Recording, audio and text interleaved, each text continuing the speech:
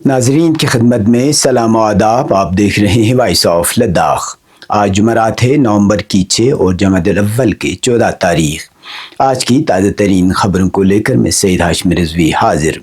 ناظرین سے گزارش ہے کہ تازہ ترین خبروں اور حالات و واقعات سے باخبر رہنے کے لیے ہمارے چینل کو سبسکرائب کریں اور خبریں آخر تک ضرور دیکھیں.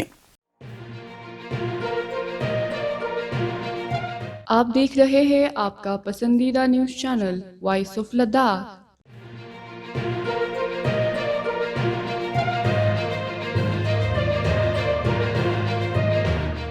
لداخ بدھسٹ ایسوسی ایشن اور گنپا ایسوسی ایشن نے ایک مشترکہ پریس کانفرنس میں اعلان کیا ہے کہ 24 ستمبر کو لداخ کے عوامی مطالبات کے حق میں منعقدہ احتجاج کے دوران جان بحق اور زخمی ہونے والے افراد کے لیے مالی امداد فراہم کی جائے گی. اس کے ساتھ ہی دونوں تنظیموں نے دیگر کمیونٹی اداروں سے بھی اپیل کی کہ وہ انسانیت کے ناطے متاثرین کی مدد کے لیے آگے آئیں. تنظیموں کے نمائندوں نے کہا کہ جان بحق اور زخمی ہونے والوں میں زیادہ تر غریب اور مستحق افراد شامل ہیں جن کے علاج و معالجے پر بھاری اخراجات آنے کا امکان ہے. اس لیے یہ ہم سب کی اخلاقی ذمہ داری ہے کہ ان کی مدد کریں. پریس کانفرنس میں تنظیموں کے نمائندوں نے حکومت پر الزام لگایا کہ 24 ستمبر کے واقعے کے بعد لداخ بدھسٹ ایسوسی ایشن کے مختلف شعبوں سے وابستہ کارکنوں کو بلا جواز نشانہ بنایا جا رہا ہے اور ان پر بے بنیاد الزامات عائد کیے جا رہے ہیں.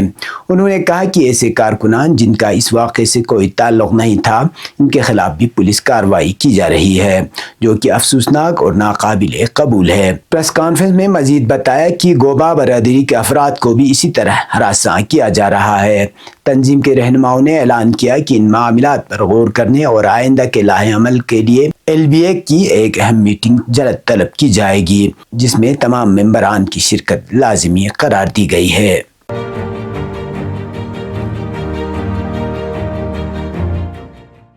امام خمینی میموریل ٹرسٹ کرگل کی نگراں کونسل نے اپنے آئین و دستور العمل کے تحت 4 سالہ مدت کے لیے نئی مجلس مندوبین کی باضابطہ تشکیل کا اعلان کیا ہے. چیئرمین نگراں کونسل شیخ محمد محقق نے جاری کردہ نوٹیفیکیشن میں بتایا کہ شق نمبر 11 تا 16 کے مطابق محلہ اور ولیج کمیٹیوں کے انتخابات مکمل کر لیے گئے ہیں جبکہ روحانی علماء اور خواتین اراکین کا انتخاب بھی دستور کے مطابق عمل میں لایا گیا ہے. نگراں کونسل نے اپنے 31 اکتوبر 2025 کی میٹنگ میں منتخب اور نامزد ممبران کی فہرست کی توثیق کے بعد مجلس مندوبین کی تشکیل کو حتمی منظوری دی ہے. نوٹیفیکیشن کے مطابق نئی مجلس مندوبین 1 نومبر 2025 سے 4 سال کے لیے اپنے فرائض انجام دے گی جبکہ نومنتخب اراکین کی حلف برداری کی تقریب 9 نومبر 2025 بروز اتوار صبح 10:30 بجے مقرر کی گئی ہے.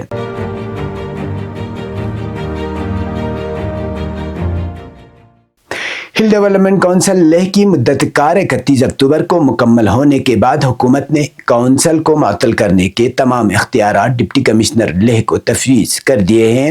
اس فیصلے پر عوامی و سیاسی حلقوں نے تشویش کا اظہار کیا ہے. لداخ بدھسٹ ایسوسی ایشن کے صدر اور ایپیکس باڈی لیہ کے چیئرمین چھرنگ دورجے لاغرو نے اسے جمہوری اصولوں کے منافی قرار دیتے ہوئے کہا کہ حکومت عوامی نمائندوں کی جگہ بیوروکریسی کو اقتدار دے کر عوام کے حقوق سلب کر رہی ہے.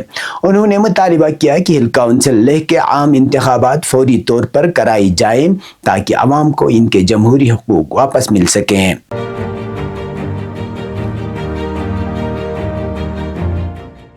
لداخ میں لائبریری نظام کو جدید خطوط پر استوار کرنے کے لیے سیاحتی و ثقافتی محکموں کے انتظامی سیکرٹری سنجیت روڈیکس کی زیر صدارت ایک اہم میٹنگ منعقد ہوئی جس میں مختلف اضلاع میں ماڈل لائبریریوں کے قیام اور اپ گریڈیشن پر غور کیا گیا.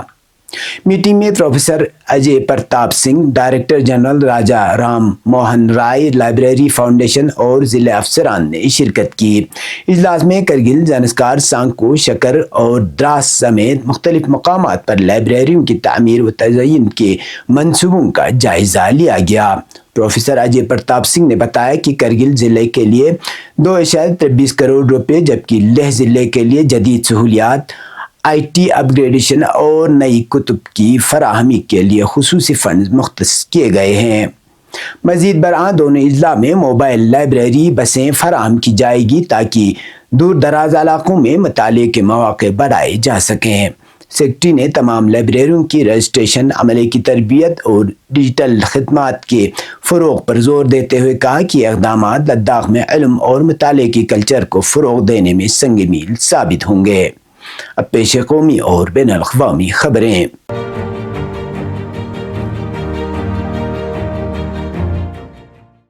बिहार असम्बली इंतखाबात 2025 के पहले मरहले की वोटिंग से एक दिन पहले दरभंगा ज़िले के हयातगढ़ असम्बली हल्के के सरवा गांव में नकदी तकसीम का मामला सामने आया है।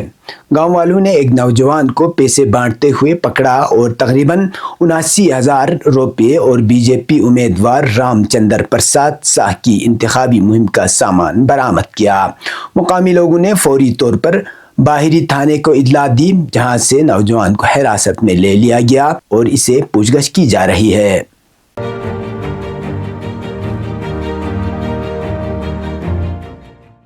इत्तलाआत के मुताबिक ईरान और चीन के वज़राए ख़ारिजा के दरमियान टेलीफोनी गुफ्तगू हुई है, जिसमें चीन ने एक बार एटमी तवानाई से पुरअमन इस्तिफ़ादा के लिए ईरानी हक़ की हिमायत का इआदा किया है।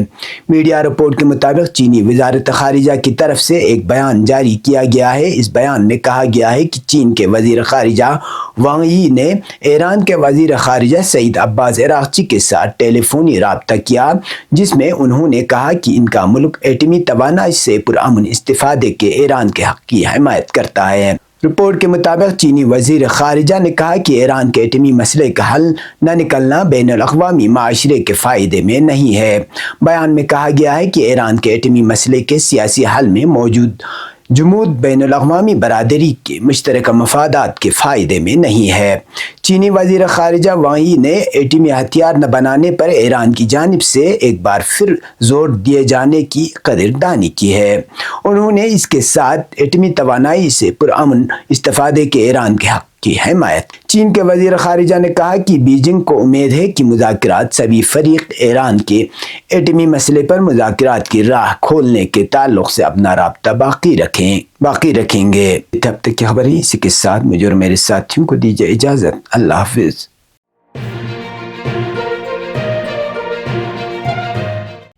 मकामी, कौमी और बैनुल अक़वामी ख़बरों से बाखबर रहने के लिए चैनल को लाइक, शेयर और सब्सक्राइब करें।